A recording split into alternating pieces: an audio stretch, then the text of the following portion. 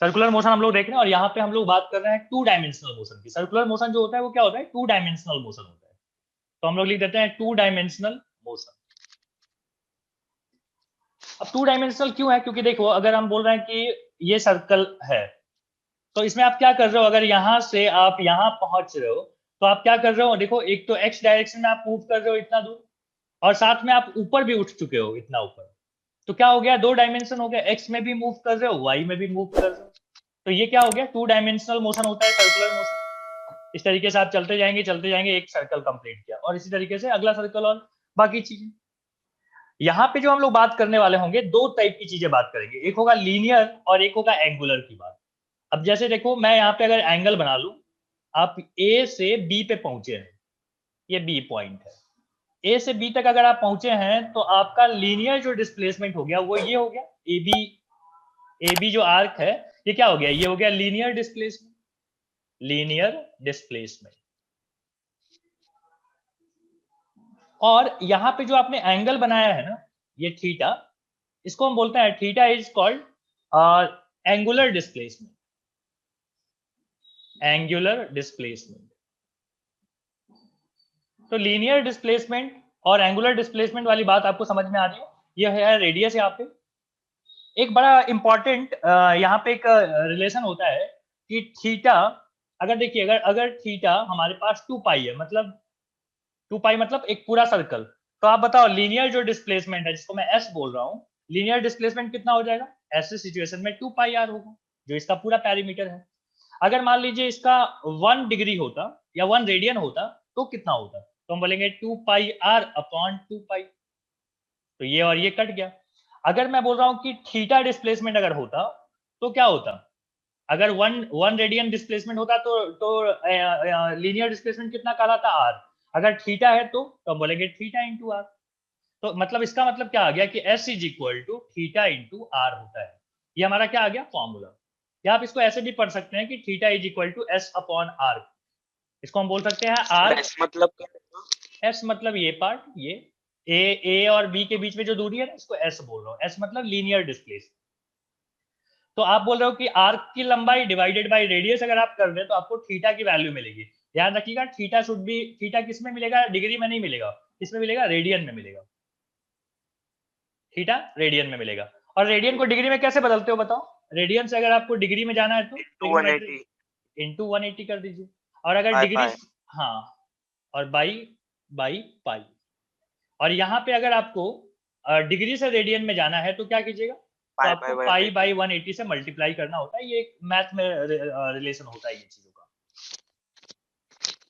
Anyway हमको एक formula मिला है कि इक्वल टू मत लिखिएगा, ये एरो मार्क है। हाँ, हम लोग बोल रहे हैं कि थीटा इज इक्वल टू क्या होता है, तो एस अपॉन आर्क होता है।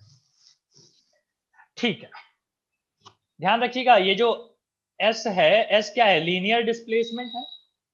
और लीनियर डिस्प्लेसमेंट का मतलब क्या होता है, वेक्टर क्वांटिटी है। क्या है ये, वेक्टर क्वांटिटी। उसी तरीके से थीटा भी क्या है, एक वेक्टर क्वांटिटी है, वेक्टर क्वांटिटी। क्यों है वेक्टर क्वांटिटी, क्या डायरेक्शन है इसकी, तो हम बोलेंगे हो सकता है ये क्लॉकवाइज हो सकता है एंटी क्लॉकवाइज हो।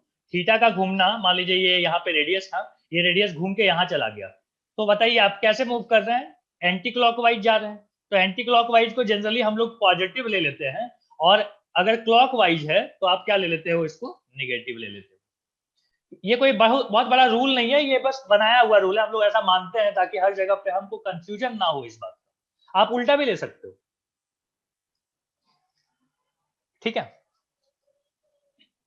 और अब है कि अगर देखो, अब है कि इसका डायरेक्शन आपने बोला कि क्लॉकवाइज एंटी क्लॉकवाइज तो है, लेकिन हम लोग जो डायरेक्शन मानते हैं उसमें या तो मानते हैं कि नॉर्थ, ठीक है, south, east, west, up, down, यही मानते हो ना, 6 डायरेक्शन। तो हम बोले सर उन 6 डायरेक्शन में इसका कौन सा डायरेक्शन है, थीटा का डायरेक्शन कौन सा है। मेरी बात समझ में आ रही है क्या बोल पूछ रहा हूं मैं पूछ रहा हूं कि थीटा, थीटा का एंटी क्लॉकवाइज और क्लॉकवाइज घूमना ये कोई डायरेक्शन नहीं है। तो डायरेक्शन किधर है, क्योंकि डायरेक्शन कैसे होते हैं, या तो आप अपने अपने जहां पे आप खड़े हैं वहां पे सीधे देखिए, पीछे देख सकते हैं, राइट साइड में देख सकते हो, लेफ्ट साइड में देख सकते हो, ऊपर देख सकते हो, नीचे। इस सिनेरियो में किधर है थीटा का डायरेक्शन, क्योंकि थीटा जो है वेक्टर क्वांटिटी है, वेक्टर क्वांटिटी में एक डायरेक्शन होता है, तो इसके लिए एक बड़ा इंपॉर्टेंट रूल है बेटा, इसको बोलते हैं राइट हैंड रूल। इसको क्या बोलते हैं? Right hand rule. अगर आपने यहां तक लिख लिया है तो मैं आगे बताऊं?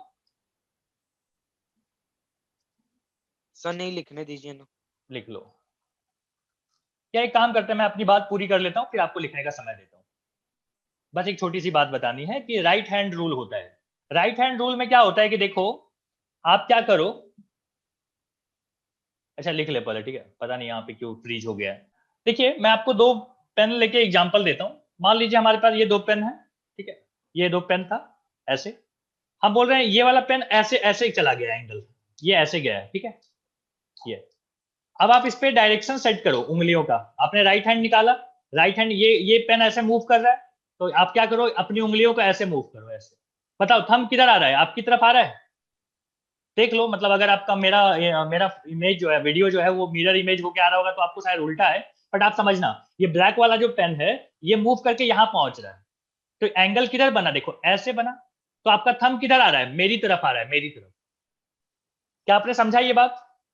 तो एंगुलर मतलब थीटा का जो डायरेक्शन होगा वो किधर होगा, मेरी तरफ होगा। वापस समझो इस बात को, हमने क्या किया, दो रेडियस लिया, जैसे यहाँ पे दो रेडियस थे, मैं आपको ऐसे दिखा रहा हूँ। ये ब्लैक वाला पेन जो है ना मूव करके यहाँ पहुंच गया है, ठीक है, ऐसे ऐसे घूमने वाला है, तो हम बोल रहे हैं कि यहाँ पहुंच गया है। कहाँ पहुंचा है, यहाँ पे। तो यहाँ पहुंचा है तो आप क्या कीजिए, राइट हैंड निकालिए, राइट हैंड में ये उंगली को इसके साथ रखिए और इसको ऐसे घुमाइए ऐसे। तो बताओ जब इसको ऐसे घुमाओगे तो थंब किधर आएगा, हमारी तरफ। तो वही है थीटा का डायरेक्शन। थीटा का डायरेक्शन किधर माना जाता है, राइट हैंड रूल से। तो लिख देता हूं कि थीटा का जो डायरेक्शन होगा वो कौन बताएगा, तो हम बोलेंगे राइट हैंड थंब रूल।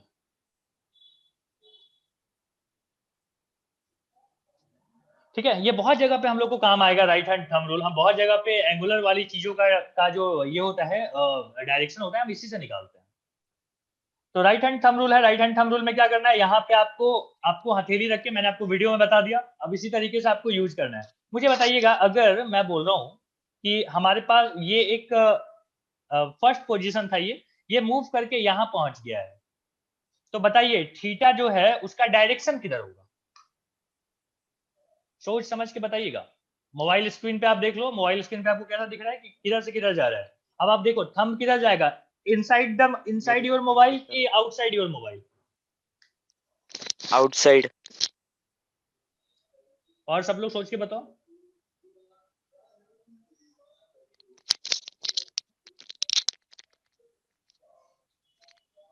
ए से बी, मतलब आपके जो चार फिंगर है वो घूम के किधर जाने चाहिए, 1 से 2 पे। अब बताओ किधर जा रहा है,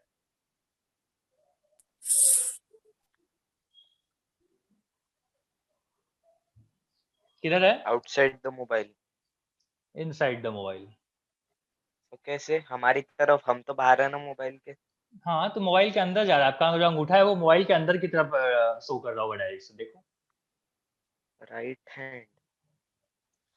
सबसे पहली गलती, आप राइट हैंड नहीं निकाले होंगे, राइट हैंड निकालिए। फिर आप देखिए 1 से आपकी जो चारों उंगलियां हैं घूम के 1 से 2 की तरफ जानी चाहिए। बताइए थंब आपका किधर शो कर रहा है डायरेक्शन, अंदर मोबाइल के अंदर कि मोबाइल से बाहर की तरफ?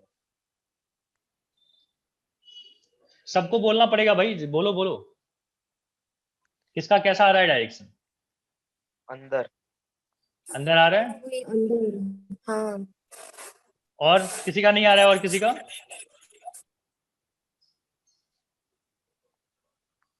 कि सब खाली कथा सुनने बैठे हैं? नहीं सर, आ गया ना। बाकी लोग से पूछ रहा हूँ, दो ही लोग नहीं है ना यहाँ पे, 4 लोग हैं, बाकी दोनों का आवाज क्यों नहीं आ रहा है? नहीं सर, नहीं समझ रहा। तो ये तब तक बैठे हुए थे, मैं आगे बढ़ जाता तो।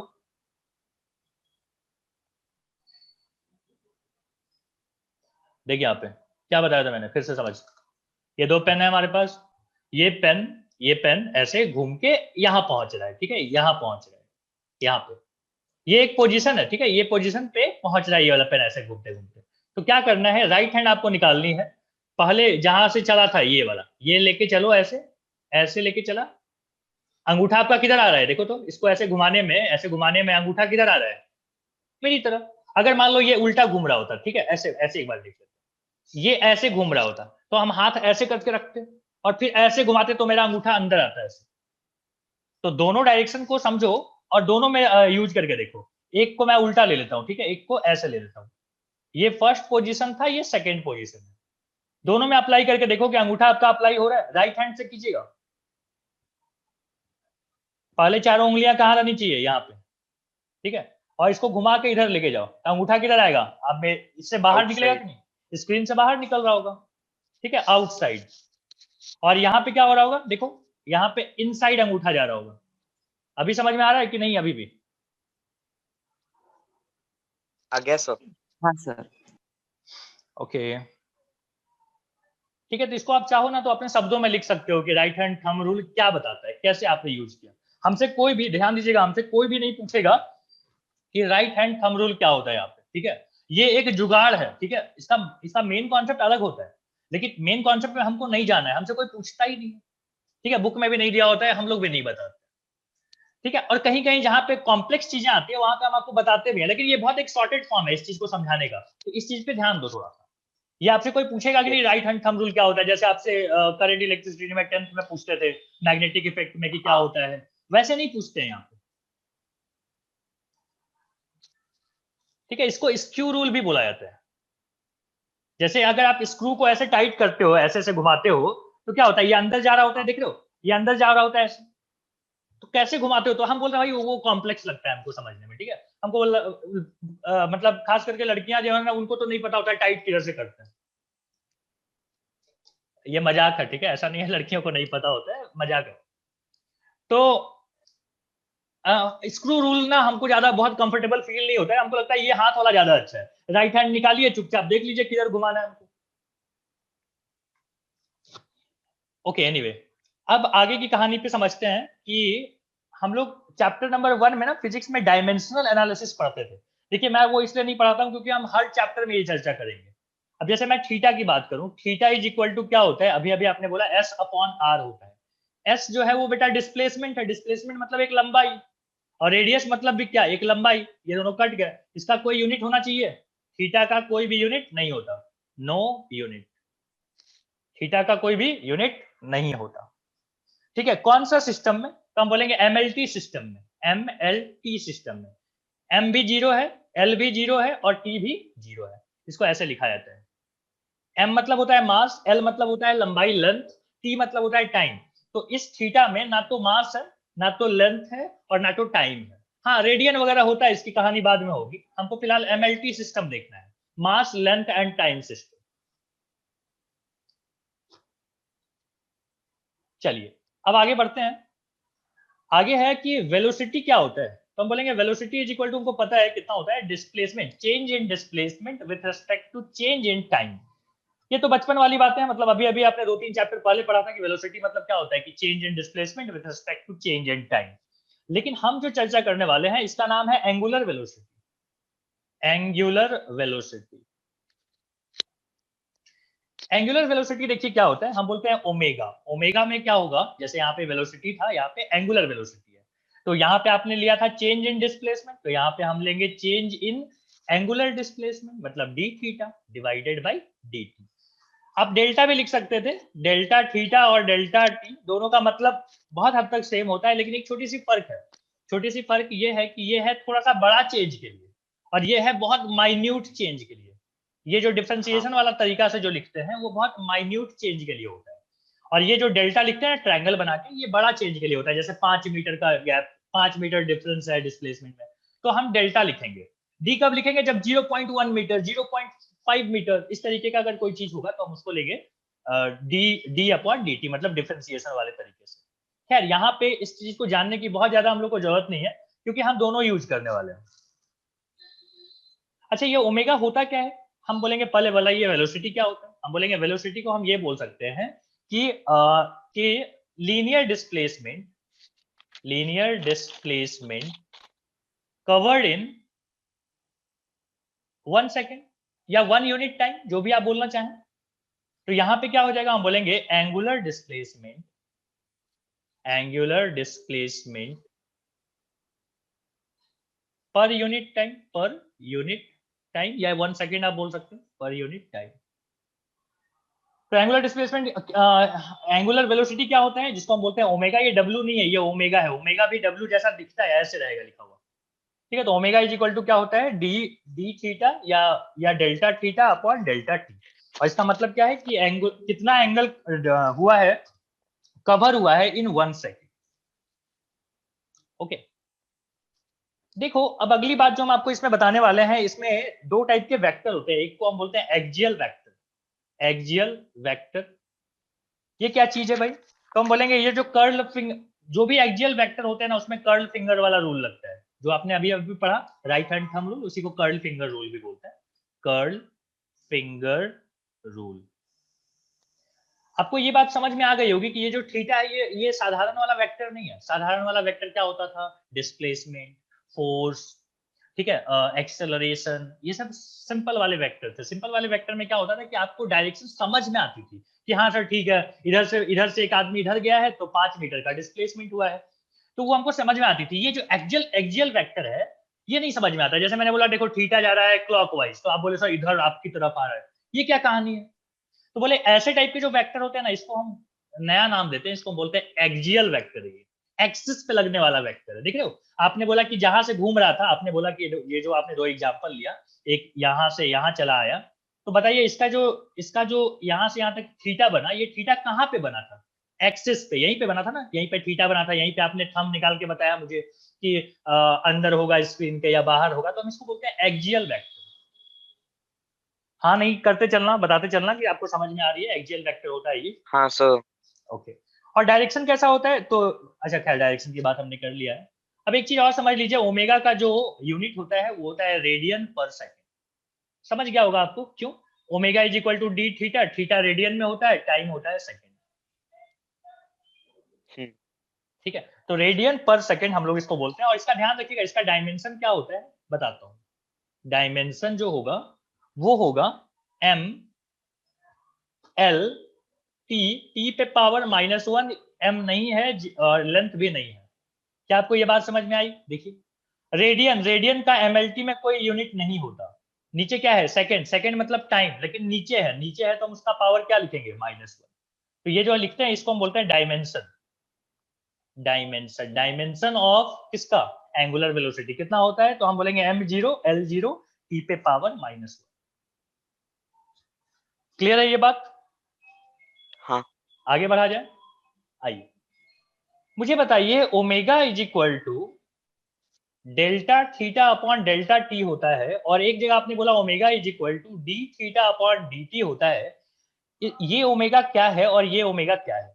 हम बोलेंगे ये ओमेगा है average value, average, omega average, ठीक है। और ये क्या है? तो हम बोलेंगे ओमेगा इंस्टेंटेनियस।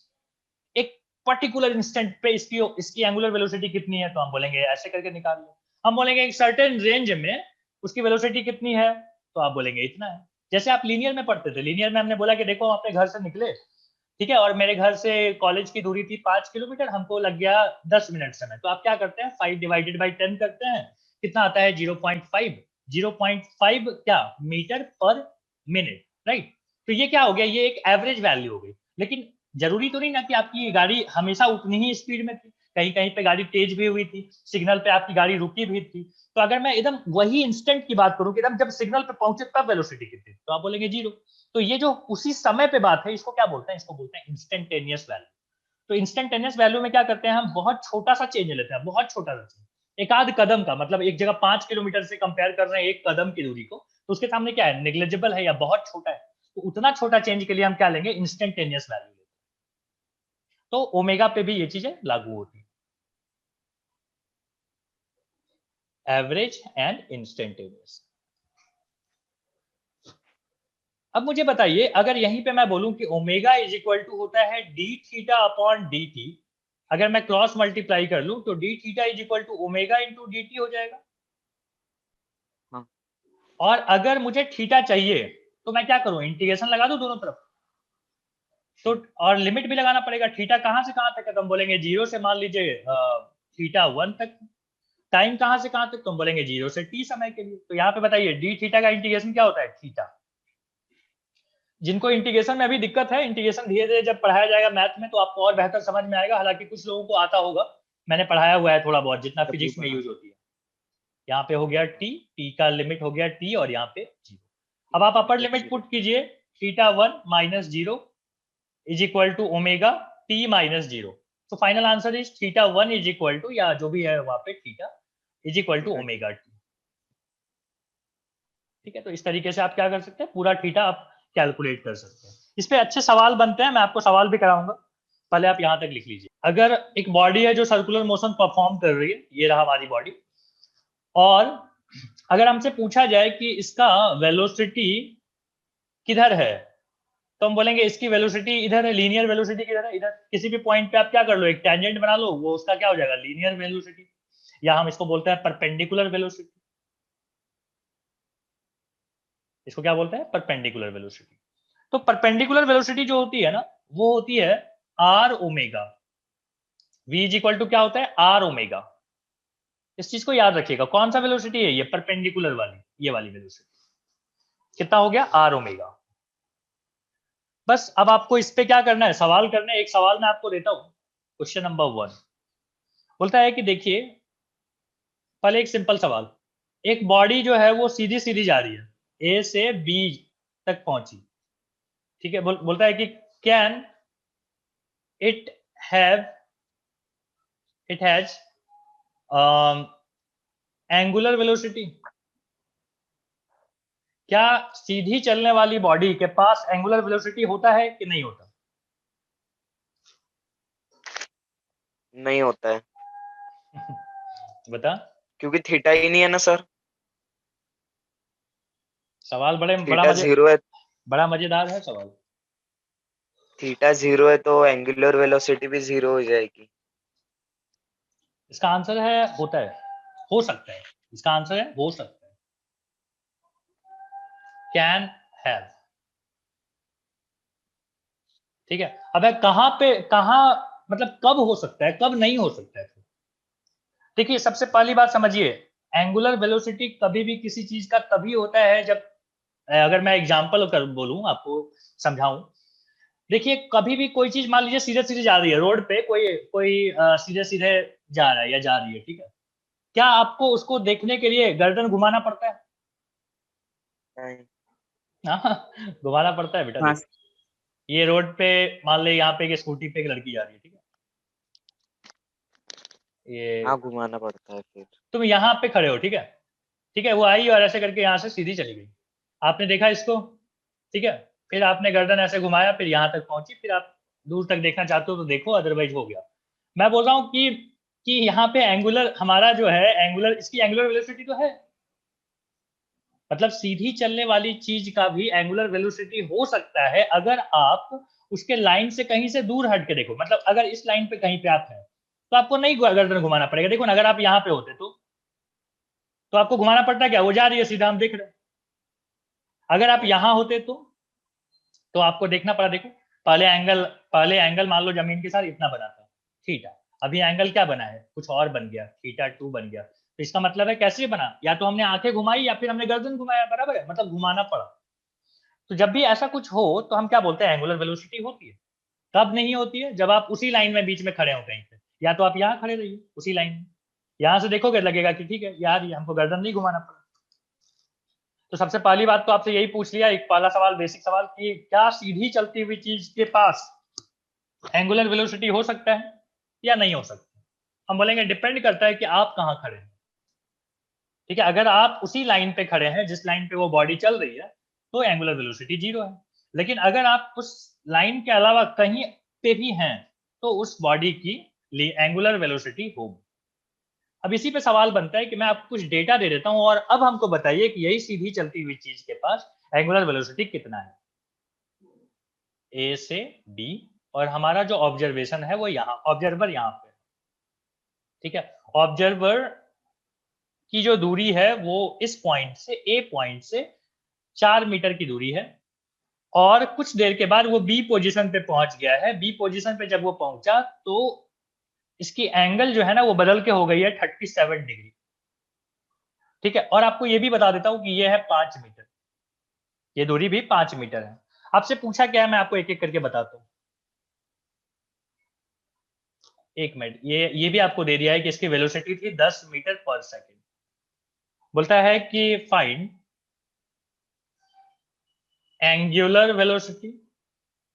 हमको एंगुलर वेलोसिटी बताइए, कौन क्या होता है, ओमेगा। ठीक है, ओमेगा चाहिए, ठीक है, with respect to O, with respect to O, मतलब यहां से आप ऑब्जर्व कर रहे हैं, सब कुछ तो समझा ही चुका हूं मैं। तो बताइए कितना होगा, ओमेगा चाहिए, ओमेगा सॉल्व करें। देखो ओमेगा के लिए हाँ आपको क्या चाहिए, ओमेगा इज इक्वल टू, यहाँ इस ये वाला रिलेशन को देखो, omega is equal to V perpendicular वाला plus divided by R. V कौन सा, परपेंडिकुलर वाला डिवाइडेड बाय आर। अब आप मुझे बताओ कि इस जगह पे, इस जगह पे इसका परपेंडिकुलर वाला कौन है, ये, और एक कौन होगा, इसके दो कंपोनेंट कर रहे हैं हम लोग, समझ रहे हो, ये 37 है तो ये भी 37 होगा, और इसका एक कंपोनेंट कौन आएगा, ये वाला। तो हम बोले कि इसके हमने दो कंपोनेंट किए, एक कंपोनेंट ये है, एक कंपोनेंट ये है, तो इसको क्या बोलोगे, इसको बोलेंगे 10 cos 37, जिसके साथ एंगल लगा होता है cos होता है, ये वाला क्या हो गया 10 sin 37। पता है ना ये सब बात, की भूल गए। पता है। बस वेलोसिटी कौन सा है, 10 cos 37 degree divided by R. R कौन सा लेंगे, ये वाला आर होगा कि ये वाला आर होगा। देखिए ध्यान से, ये ऐसे ऐसे समझिए, हम इसको गोल घुमा रहे हैं ऐसे ऐसे, तभी तो ये है ना, जैसे आपने कुछ पुराने वाले एग्जांपल में देखा था कि ये यहाँ पे जिस जगह से आप परपेंडिकुलर लिए थे तो ये रेडियस होता था, ये आर होता था। यहाँ पे जो परपेंडिकुलर है, परपेंडिकुलर से उस जगह की दूरी को हम क्या बोलते हैं, आर। आर इज व्हाट, 4 की 5। अब आप यहाँ पे सॉल्व कर लो, ये कितना आता है 2, मतलब 2 cos 37 की वैल्यू किसी को याद है कि भूल गए, 4/5। 4/5, 8/5 आ गया, तो यहाँ पे आ गया 1.6 मीटर, नहीं मीटर नहीं, रेडियन पर सेकेंड। क्या आ गया, रेडियन पर। ओके डन हो गया।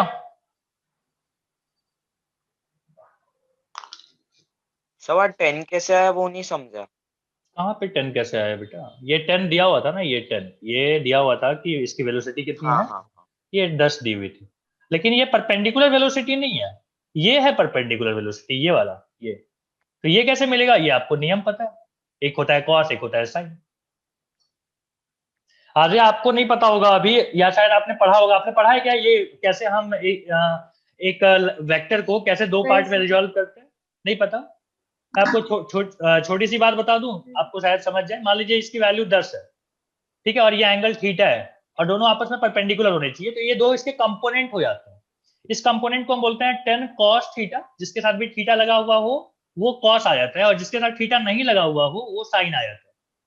अगर मान लीजिए ये थीटा होता, मान लो ये अल्फा होता, तो ये क्या होता, ये होता 10 cos अल्फा, क्योंकि अल्फा इसके साथ है, और ये क्या होता, ये होता 10 sin अल्फा। ये ध्यान रहेगा आपको ये बात,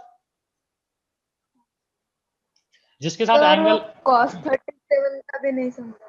cos 37 की एक वैल्यू होती है बेटा, ये हम लोग बार बार याद कराते हैं। देखो sin 37 होता है 3/5, cos 37 होता है 4/5, tan 37 होता है 3/4। तो ये वैल्यू फिजिक्स में बहुत यूज होते हैं, इसको याद रखिएगा। हम बहुत पहले से फिजिक्स पढ़ रहे हैं, ये क्लास बहुत पहले से फिजिक्स पढ़ रही है, 2-3 महीने हो चुके हैं या शायद ज्यादा हो चुका है, तो उनको पता है। आपको अभी नहीं पता होगा क्योंकि हमने ये अभी अभी यूज किया, अभी पहला चैप्टर आप पढ़ रहे हैं मेरे साथ फिजिक्स। तो कुछ कुछ चीजों को ध्यान में रखते चलिएगा। ठीक है। ओके, आइए अगले सवाल पे आते हैं। इसी तरीके के एक दो सवाल आपको कराते हैं, फिर आप आगे बढ़ना। क्वेश्चन नंबर 2,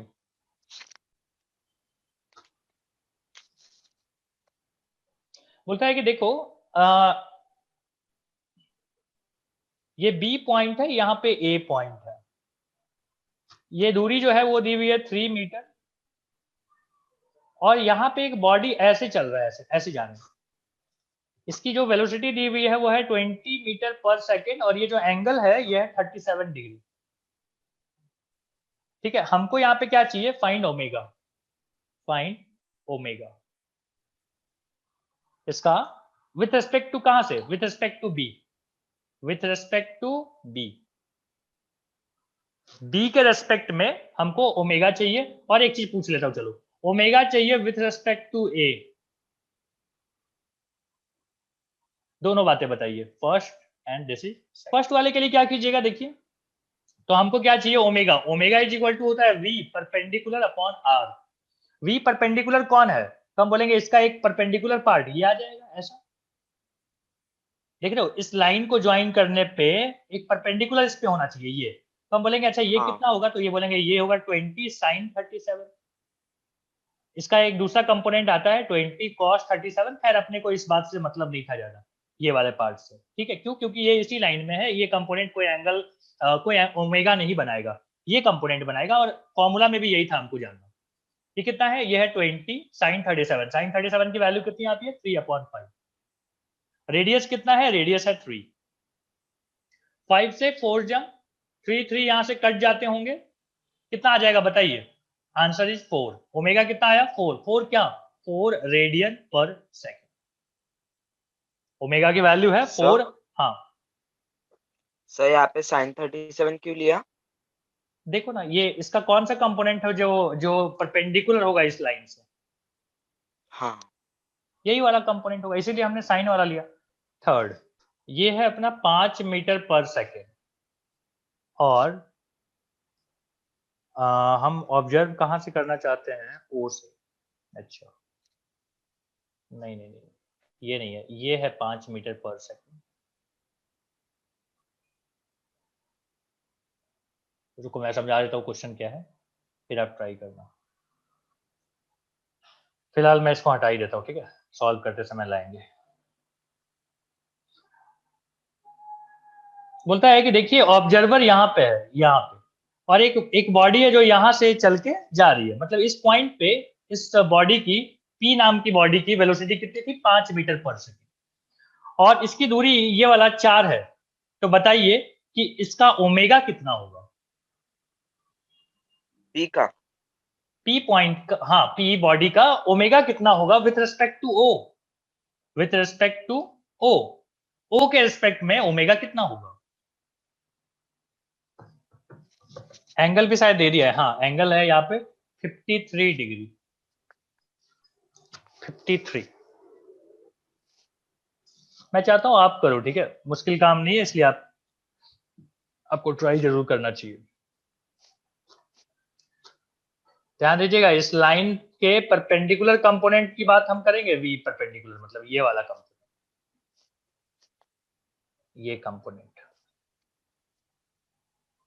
ठीक है, और अगर ये लाइन ऐसा है और ये 53 है, तो 53 और कौन होगा, ये वाला होगा क्या, देखो तुम, हाँ। देख लो समझो, ये 53 है तो ये 37 होगा, हाँ। ये 37 तो ये भी 37 होगा, तो अगर ये एंगल 37 है तो ये क्या होगा, 5 sin 37 होगा। तो ओमेगा इज इक्वल टू क्या होता है, V perpendicular upon R, V perpendicular कितना है 5 sin 37 divided by R, R कौन सा लेते हैं, यही ये वाला, कितना है ये 4, तो 5 sin 37 का मतलब 3/5 होता है, नीचे है 4, 5 कट गया, आंसर इज 3/4। 3/4 क्या, रेडियन पर सेकेंड। कोई भी बात जो आपको लगता है कि ये बात नहीं समझ में आई, आप मेरे से पूछ सकते हो, एंगल का खेल कैसे समझा, ये कैसे हुआ, वो कैसे हुआ, जो पूछना है पूछो।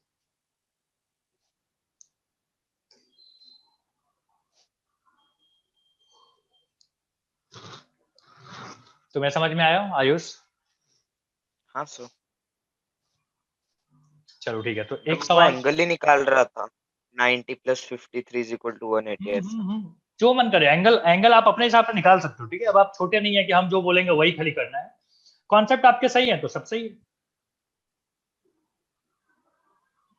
यहाँ पे हम आपको एक प्रोजेक्टाइल मोशन करवा रहे हैं, लेकिन पूछेंगे हम आपसे एंगुलर वेलोसिटी। यहाँ पे फिर हमारे पास एक बॉल को ऐसे फेंका गया, ठीक है, और फेंका गया 30 डिग्री के एंगल से, इसकी इनिशियल वेलोसिटी थी 10 मीटर पर सेकेंड, बाद में जब वो यहाँ पे पहुंचा होगा तो सेम वेलोसिटी से नीचे गिरा होगा 10 मीटर पर सेकेंड से, विद द सेम एंगल कितना 30 डिग्री। खैर आपसे क्या पूछता है, आपसे पूछता है कि find omega with respect to O कहां पे है, यहां पे, with respect to O just before hitting the ground, just before hitting the ground, जमीन को टच करने के जस्ट पहले उसका ओमेगा कितना होगा, यहां से देखने पे ऑब्जर्वर कहां पे है, O। ये मैं चाहता हूं आप करो भाई। हाँ सर ट्राई कर रहे। ठीक है, आप कीजिए ट्राई। ध्यान दीजिएगा, ये आर वगैरह आपको पता नहीं है इस बार, तो आपको प्रोजेक्टाइल वाले फॉर्मूले से आर निकालना पड़ेगा। अथर्वा तूने प्रोजेक्टाइल पढ़ा है ना मेरे से? नहीं हर चीज तो बोलता नहीं। आर का फॉर्मूला होता है बेटा, ये जो दूरी है ना, ये फॉर्मूला होता है U square sine 2 theta upon G. किसको याद था बता तो एक बार, किसी को नहीं? गधे हो सब, ये भूल गए थे। गजब हालत है। मतलब हाइट भी याद नहीं होगा फिर तो, खैर हाइट की जरूरत नहीं है, लेकिन याद रखा करो ना। चल अब तो तू पुट कर देगा ना, u मतलब हो गया 10, साइन 2 थीटा मतलब साइन 60 हो गया, नीचे g है, निकाल देना आप खुद से। क्या करें फिर बताएं आपको? देखो आपको ये कंपोनेंट चाहिए बेटा, ये वाला, ये 10 है, ये थीटा यहाँ पे है, तो आप क्या बोलेंगे, 10 साइन 30 होगा कि 10 साइन 30 का मतलब होता है 5। ठीक, वेलोसिटी हमको पता चल गया, परपेंडिकुलर वाली वेलोसिटी। और नीचे क्या है, r, परपेंडिकुलर वेलोसिटी कितना, 5। r तूने निकाल के देखा क्या कितना आता है, 100। और साइन 60, साइन 60 क्या होता है, √3/2। और नीचे क्या आ गया बेटा, 10। ये दोनों कट गए, यहाँ से आ गया 5, 5√3, ये दोनों कट गया। So omega is equal to 1/√3 radian per second. ठीक है, आसान सवाल। थोड़ा बहुत ज्ञान आपको इन बातों का होना चाहिए कि प्रोजेक्टाइल मोशन में क्या पढ़ा था। जनरली तो वो लोग इंट्रोड्यूस नहीं करते हैं एक टॉपिक को दूसरे टॉपिक के साथ, मिक्स नहीं करते हैं, लेकिन मान लीजिए आप अच्छे कॉम्पिटिटिव एग्जाम दे रहे हैं तो वहां पे आपको मिक्स किया हुआ टॉपिक मिलेगा। आज का क्लास यहीं तक है, इसको रिवाइज कीजिए।